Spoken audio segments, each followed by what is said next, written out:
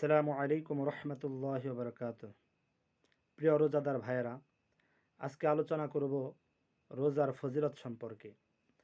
বুখারী শরীফের 1896 নম্বর হাদিস, আন সাহাল আনিন নবী সাল্লাল্লাহু আলাইহি ওয়াসাল্লাম قال إن في الجنة بابا يقال له الرؤيان يدخل منه الصائمون يوم القيامة لا يدخل منه أحد غيرهم يقال أين الصائمون فيقومون لا يدخل منه أحد غيرهم ফাইদা দাখালু উগলিকা ফালাম ইয়াদখুল মিনহু আহাদুন।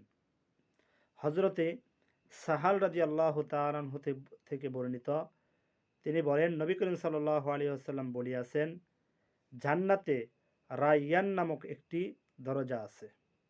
এ দরজা দিয়ে কিয়ামতের দিন রোজা পালনকারীরাই প্রবেশ করবে। সুবহানাল্লাহ।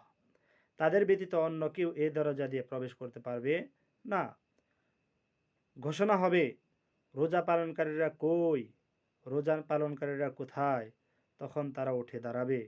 তারা ব্যতীত সেই দরজা দিয়ে অন্য কেউ প্রবেশ করবে না। যখন তারা প্রবেশ করবে তখন দরজা বন্ধ করে দেওয়া হবে। এই জন্য আমরা সকলেই রোজা পালন করব, আল্লাহর কাছে দোয়া করব, আল্লাহর কাছে আমাদের গুনাহ মাফের জন্য দোয়া করব। আল্লাহ তাআলা যেন আমাদের সকলকে, আল্লাহর পয়গম্বরের যত উম্মত আছে, আল্লাহ তাআলা যেন সকলকে মাফ করে দেন। আমিন।